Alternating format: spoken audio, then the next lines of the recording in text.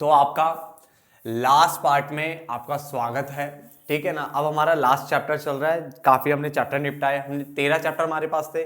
कुछ बुकों में इंडेक्स अलग तरह से, तो वहां पे ये 10वां चैप्टर है जहां तक है। ठीक है ना। फिर भी हमने इतने सारे चैप्टर निपटा दिए और ये लास्ट चैप्टर रह गया जिसको खत्म करती है हमारी स्टैट भी जो होगी खत्म हो जाएगी। ठीक है ना। ये स्टैट आपको 11th क्लास में तो यूज होगी, मतलब आपके काम आने वाली है। साथ ही साथ ये BA BCom MA MCom MBA जहां जहां आप स्टैट आपके पास है ये आपके काम आएगा। क्लियर है। खासकर हिंदी मीडियम वाले बच्चों के लिए, इवन इंग्लिश मीडियम वाले बच्चे भी न्यूमेरिकल यहीं से देख सकते हैं, सेम रहेंगे, लगभग काफी हद तक सेम रहते हैं। ठीक है ना। तो अब लास्ट चैप्टर कर लेते हैं। इस चैप्टर के बाद टाटा बाय बाय हो जाएगा सिर्फ एक हमारे रूट वाली वीडियो के बाद।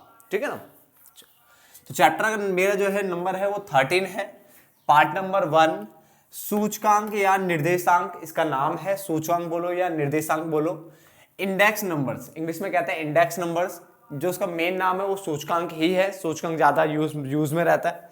ठीक है ना। फिर भी आप दोनों नाम याद रखें जितने आपको नाम याद कराए जाते हैं। ठीक है ना।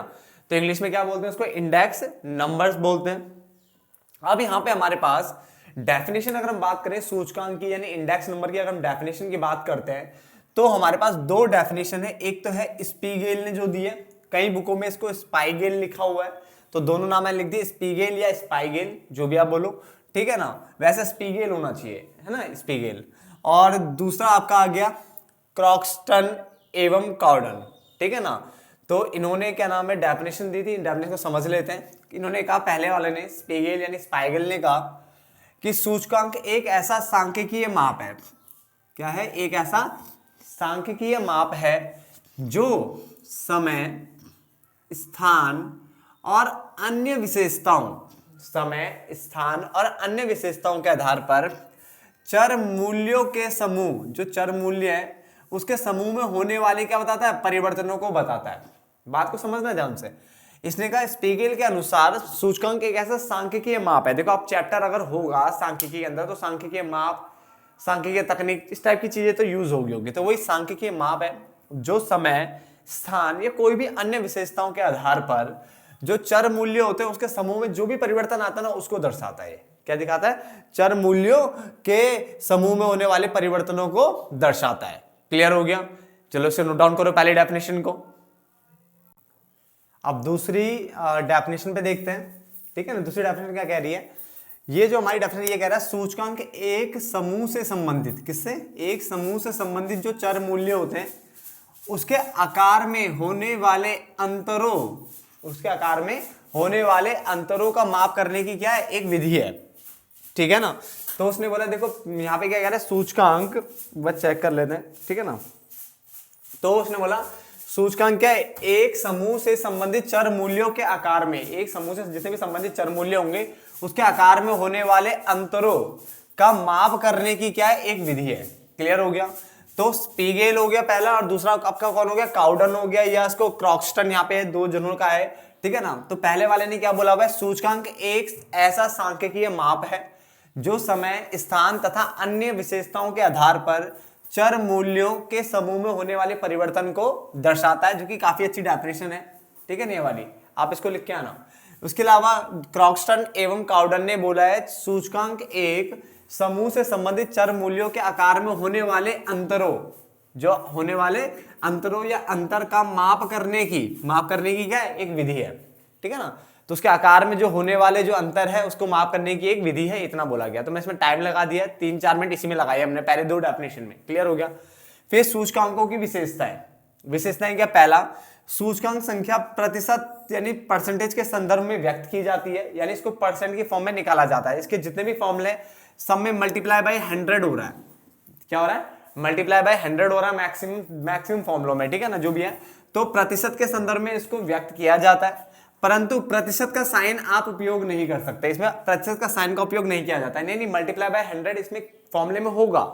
तो मल्टीप्लाई बाय 100 जब होता है तो हमेशा परसेंटेज का साइन लगता है, बट इस चैप्टर में मल्टीप्लाई बाय 100 होने के बाद भी, यानी 100 से गुणा होने के बावजूद भी परसेंट का साइन नहीं लगेगा, ये याद रखना। ठीक है ना। तो उसने बोला सूचकांक संख्या प्रतिशत के संदर्भ में व्यक्त की जाती है, परंतु प्रतिशत चिन्ह का उपयोग कभी नहीं किया जाता। ठीक है, पहला पॉइंट।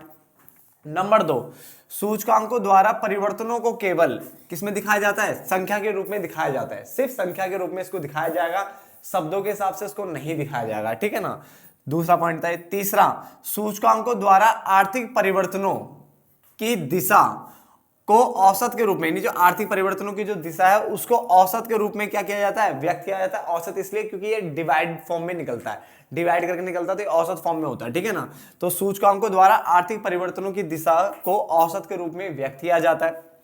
सूचकांकों की सहायता से विभिन्न समय में चर या चरों के जो सापेक्ष या जो प्रतिशत परिवर्तन होते हैं, किसके, इसमें चर या चरों के जो सापेक्ष या जो प्रतिशत परिवर्तन होते हैं, रिलेटिव चेंजेस होते हैं, ठीक है ना, का माप किया जाता है। तो सूचकांकों की सहायता से क्या हो रहा है, विभिन्न समय में, यानी जो अलग अलग टाइम पीरियड में ऐसे दिया होगा 2011, 2015, 2012, 13, 17, 18, इस तरह से टाइम पीरियड दिए होंगे। तो विभिन्न समय में जो आपके पास चार ये जो आइटम्स होंगे उनके सापेक्ष या प्रतिशत परिवर्तनों को क्या किया जाता है, मापा जाता है।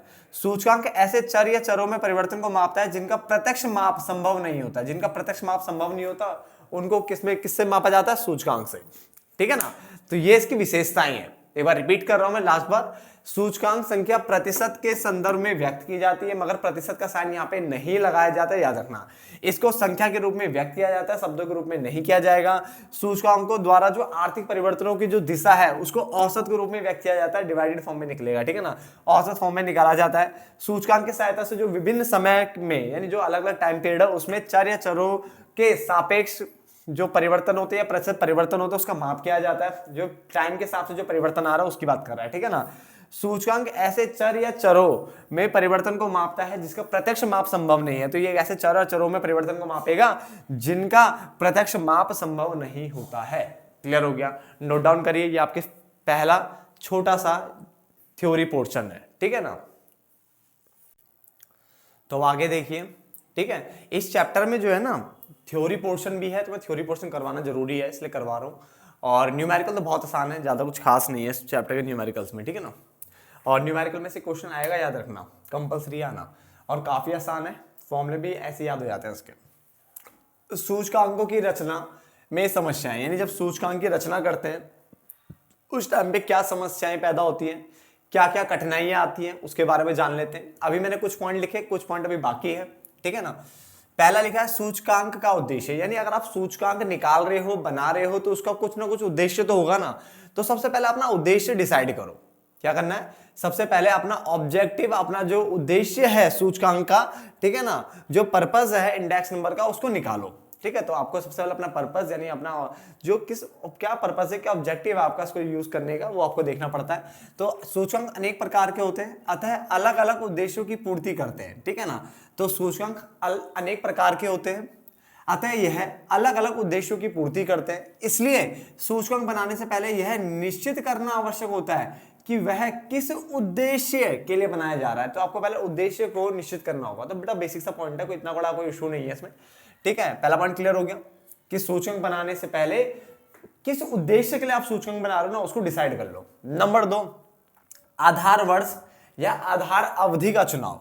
दूसरी समस्या आधार वर्ष के चुनाव की है, क्योंकि सूचकांक जिस अवधि के आधार पर बनाया जाता है, सूचकांक जिस अवधि के आधार पर बनाया जाता है उसका सही चुनाव बहुत ही महत्वपूर्ण है।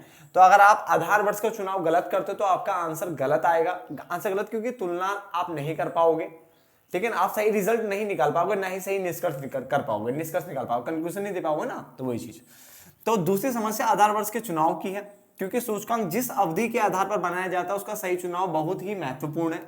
आधार वर्ष एक सामान्य वर्ष होना चाहिए जिसमें सामान्य कीमत पे ना तो बहुत अधिक, यानी जो सामान्य कीमत स्तर है ना तो बहुत ज्यादा हो और ना ही बहुत कम हो, यानी एक तरह से देखा जाए तो फ्लक्चुएशंस है, जो उतार चढ़ाव है ना कीमत में, वो बहुत कम रहा हो।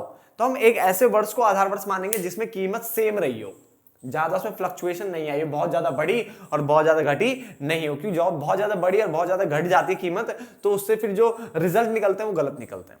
समझ में आ गया? तो आपको एक ऐसे वर्ष को आधार वर्ष मानना जिसमें कीमत में ज्यादा फ्लक्चुएशन, ज्यादा उतार चढ़ाव ना आया हो। क्लियर हो गया? तो 2 पॉइंट क्लियर। नंबर 3, फिर वस्तुओं तथा सेवाओं का चुनाव। तो सूचकांक बनाते समय देश में उत्पादित सभी वस्तुओं और सेवाओं की कीमतों को शामिल नहीं किया जा सकता। अब आप देश में जितनी भी वस्तु सेवाएं उत्पादित हो रही है तो सबको थोड़ी ना कर सकते हो, क्योंकि ये ऐसा करना काफी कठिन होता है। ऐसा करना काफी कठिन है, ठीक है ना, इसलिए सभी को तो हम ले नहीं सकते। अतः कुछ ऐसी वस्तु और सेवाओं को चुन लिया जाता है जो अन्य वस्तुओं और सेवाओं का क्या करे, प्रतिनिधित्व करे, ठीक है ना। तो हम कुछ वस्तु और सेवाओं को चुनेंगे और उसके बेसिस पर दूसरे वस्तु और सेवाओं की क्या लगते हैं, कीमतों को निकाला जाता है। समझ में आ गया ना। चलो फिर वस्तु और सेवाओं की कीमतों का चुनाव हमने कर लिया। सबसे पहले हमने उद्देश्य निर्धारित करा, उद्देश्य डिसाइड करा किस उद्देश्य के लिए हम करने वाले हैं। फिर आधार वर्ष का चुनाव किया हमने, फिर हमने वस्तु और सेवाओं को चुनाव किया। अब फिर वस्तु और सेवाओं को चुनाव करने के बाद वस्तु और सेवाओं की कीमतों का भी चुनाव करेंगे, ठीक है। तो इसके अंतर्गत यह निर्णय लिया जाता है कि सूचकांक बनाने में वस्तु और सेवाओं की कौन सी कीमतों का प्रयोग किया जाए, यानी कौन सी कीमत लेनी है। बताओ कि कीमत देखो होलसेल भी हो सकती है, थोक कीमत, थोक मतलब होलसेल, तो आप इसे स्टेटमेंट में लिख सकते हो, क्योंकि कीमत जो है वो होलसेल हो सकती है यानी थोक हो सकती है, कीमत जो है वो आपकी फुटकर यानी रिटेल हो सकती है। और कुछ वस्तु तो ऐसी होती है जिनकी कीमतें सरकार द्वारा निर्धारित की जाती है, गवर्नमेंट कंट्रोल्ड होती है, उसमें क्या होती है, गवर्नमेंट द्वारा वो कंट्रोल की जाती है, उसकी कीमतों को नियंत्रित किया जाता है, तो वैसी होती है। तो आप इसे स्टेटमेंट में लिख सकते हो, हमने हिंट के लिए यहाँ पे लिख दिया, थोक की कीमत हो सकती है, फुटकर कीमत हो सकती है, और सरकार द्वारा नियंत्रित कुछ वस्तु क्या होती है जिनकी कीमतें सरकार खुद से नियंत्रित करती है, तो वो हो सकती है। तो 4 पॉइंट हो गए, नोट डाउन करिए फटाफट से, थ्योरी पोर्शन फटाफट निपट जाए। तो न्यूमेरिकल बहुत कम है, और मतलब कम क्या मतलब ठीक ठाक है, बट बहुत आसान है ये बोल सकते हैं।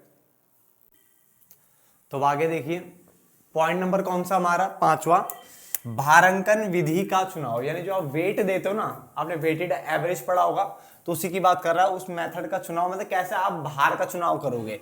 तो जब विभिन्न वस्तुओं से संबंधित भारों को ध्यान में रखकर, विभिन्न वस्तुओं से संबंधित भारों को ध्यान में रखकर सूचकांक बनाए जाते हैं, तो उसे भारित सूचकांक कहते हैं। देखो भारित सूचकांक होता क्या है, इसलिए यानी जो आप ना वस्तुएं ले रहे हो ना, उसके महत्व के अनुसार उसको पहले भार दोगे, वेट दोगे, क्या दोगे, उसके महत्व के अनुसार उसको भार दिया जाता है। जैसे किसको 1 दे दिया, किसको 2 दे दिया, किसको 3, किसको 4, अपनी मर्जी से जो भी होता है, ठीक है ना।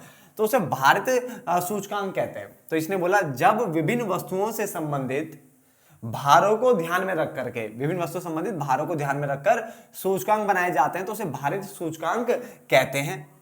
इसके अंतर्गत जिन वस्तुओं के संबंध में सूचकांक बनाया जाता है, यदि उनके महत्व में अंतर पाया जाता है, किसमें, उनके महत्व में अंतर पाया जाता है, तो उन्हें उनके महत्व के अनुसार, किसके अनुसार, महत्व के अनुसार भार दिया जाता है इसमें।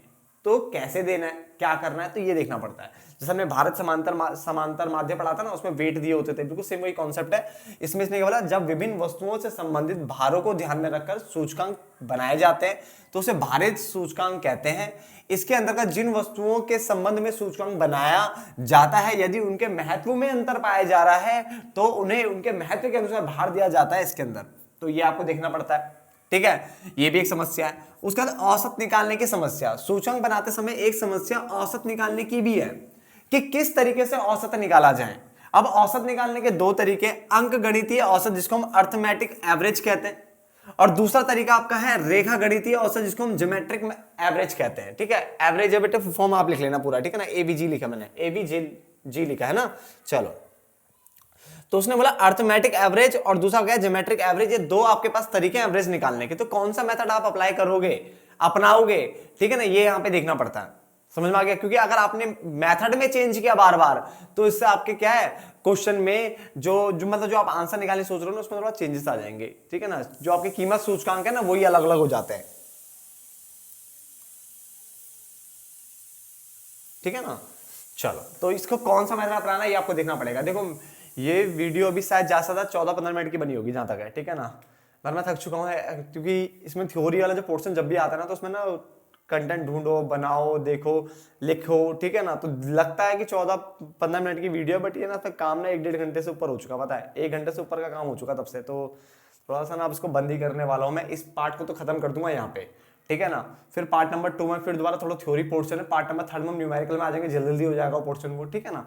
तो कोशिश करते हैं 5 पार्ट तक निपटाने की, ठीक है। छोटे छोटे पार्ट्स बनाएंगे, छोटा सा पार्ट है, 2 मिनट में आप खत्म कर दोगे, आपके लिए तो 15 मिनट है, मेरे लिए 1.5-2 घंटे से ज्यादा हो चुका, मतलब 1-1.5 घंटा लग चुका है। फिर अभी इसमें एडिटिंग का काम होगा, थोड़ा जो भी गलत तो कुछ नहीं, बट थोड़ा सा ना साउंड वाउंड जो है ना, इसका इफेक्ट सही करना पड़ता है, ठीक है। थोड़ा साउंड लेवल कम है इसमें, तो उसको सही करना पड़ेगा, बढ़ाना पड़ेगा उसके किसी सॉफ्टवेयर के थ्रू। फिर उसके बाद फिर ये यूट्यूब पे अपलोड होने जाएगा, टाइम है भी, ठीक है, लग जाएंगे 4-5 घंटे इसमें पूरे काम करते करते।